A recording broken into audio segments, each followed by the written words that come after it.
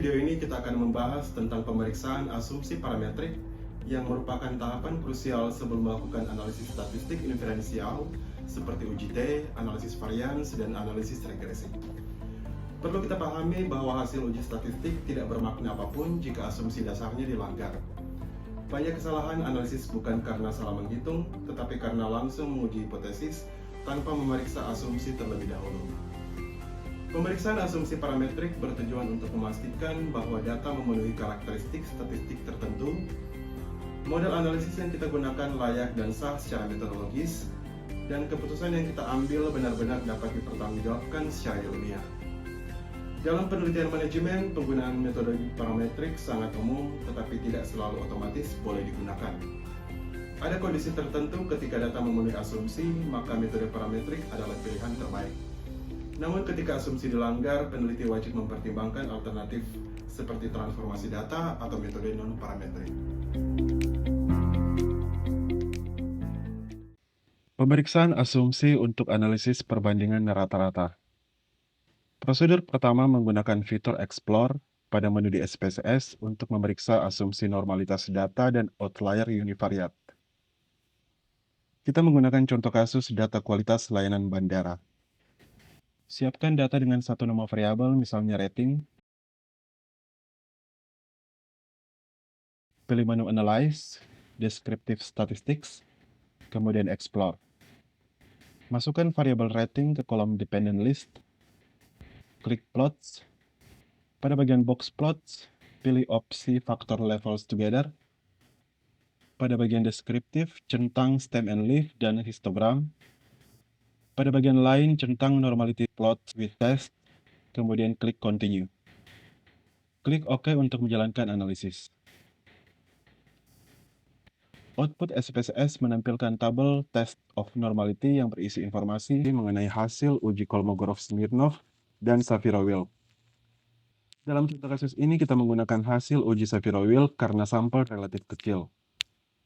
Hasil menunjukkan nilai signifikansi 0,000 atau nilai P kurang dari 0,05, yang berarti bahwa populasi asal data tersebut kemungkinan tidak normal secara univariat.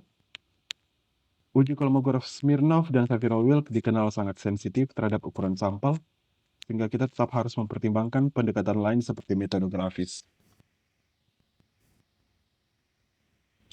Secara default, histogram tidak menampilkan kurva. Klik ganda pada gambar untuk menampilkan chart editor.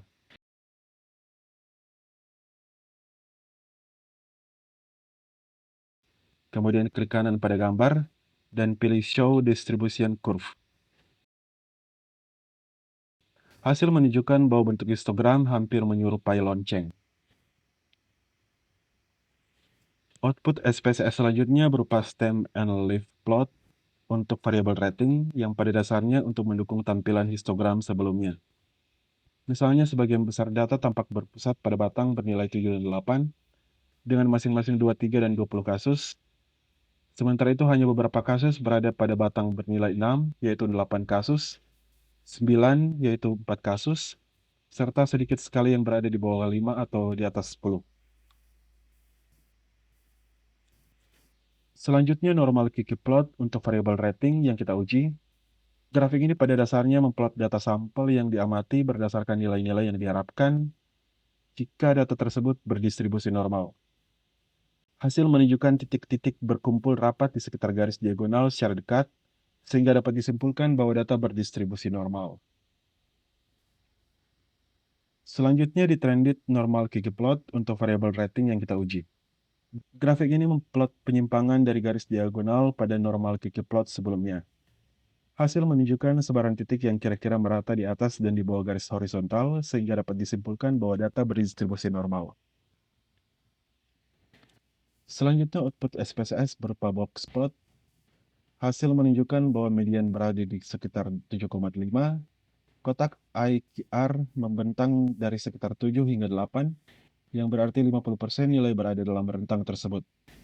Whisker bawah mencapai sekitar 6, sedangkan whisker atas mencapai sekitar 9. Menunjukkan penyebaran nilai yang masih dianggap wajar. Terdapat dua jenis titik di luar whisker, yaitu pencilan atau outlier di atas kotak, yaitu sekitar 10, dan pencilan lainnya di bawah kotak, yaitu sekitar 5, ditandai dengan lingkaran dan nomor-nomor baris. Skor ekstrim akan ditandai dengan tanda bintang pada plot.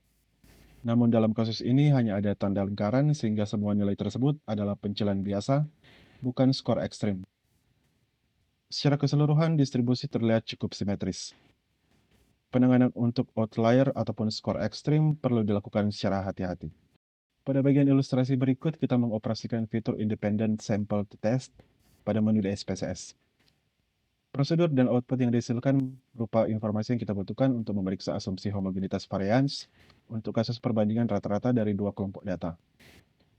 Siapkan data dengan dua nama variabel, satu variabel dependen misalnya saldo, dan satu variabel kelompok misalnya cabang, dengan kode 1 untuk cabang A dan 2 untuk cabang B. Pilih menu Analyze, Compare Means, Independent Sample to Test. Masukkan variabel saldo ke kolom Test Variables dan variabel cabang ke kolom Grouping Variable.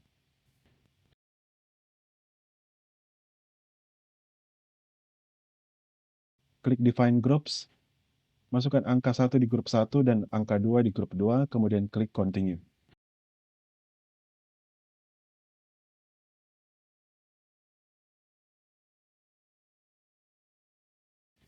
Klik OK untuk menjalankan analisis. Output SPSS menampilkan hasil berupa Independent Sample Test. Fokus perhatian kita pada nilai signifikansi di baris pertama, equal variances assumed, dan kolom Levens test for equality of variances. Hasil menunjukkan bahwa nilai signifikansi berada di atas 0,05 atau nilai P lebih dari 0,05. Yang berarti terdapat perbedaan rata-rata yang signifikan, sehingga dapat disimpulkan bahwa asumsi homogenitas varians terpenuhi. Jika hasil uji Leven menunjukkan nilai signifikansi berada di bawah 0,05 atau ada pelanggaran asumsi homogenitas varians, maka kita menggunakan nilai signifikansi di baris kedua, yaitu equal variances not assumed, dan kolom test for equality of means. Hasil uji pendekatan kedua ini disebut juga sebagai uji Welch.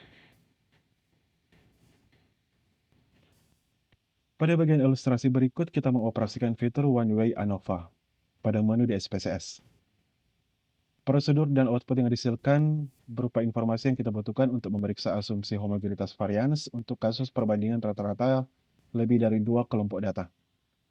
Siapkan data dengan dua nama variabel, satu variabel dependen misalnya jumlah produksi, dan satu variabel kelompok misalnya metode kerja dengan kode 1 untuk metode A, 2 untuk metode B, dan 2 untuk metode C. Pilih menu Analyze, Compare Means, kemudian One-Way ANOVA. Masukkan variabel jumlah produksi ke kolom Dependent List,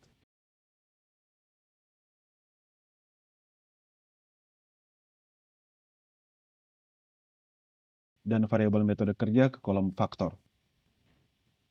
Klik Options, centang Homogeneity of Variance Test,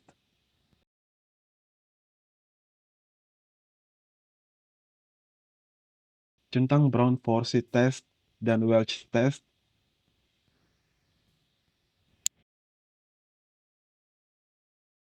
kemudian klik Continue.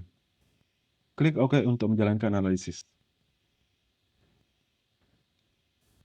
Output SPSS menampilkan hasil berupa Test of Homogeneity Variance. Fokus perhatian kita pada nilai signifikansi baris pertama, Best of Mean. Hasil menunjukkan bahwa nilai signifikansi berada di atas 0,05 atau nilai P lebih dari 0,821. Yang berarti terdapat perbedaan rata-rata yang signifikan, sehingga dapat disimpulkan bahwa asumsi homogenitas varians terpenuhi. Jika hasil uji Leven menunjukkan nilai signifikansi berada di bawah 0,05 atau ada pelanggaran asumsi homogenitas varians, maka kita menggunakan output SPSS berupa Robust Test of Equality of Means yang menampilkan hasil uji Welch dan Brown-Forsyth. Dalam statistik inferensial, pemeriksaan asumsi bukan formalitas, melainkan fondasi analisis. Tanpa fondasi yang kuat, kesimpulan statistik berisiko menyesatkan, baik bagi peneliti, pembuat kebijakan, maupun pengambil keputusan manajerial. Peneliti yang baik bukan hanya mampu menjalankan software statistik, tetapi mampu menilai kelayakan data dan metode yang digunakan. Disinilah pemeriksaan asumsi parametrik memainkan peran penting. Semoga pembahasan ini membantu memperkuat pemahaman metodologis Anda dalam analisis manajerial.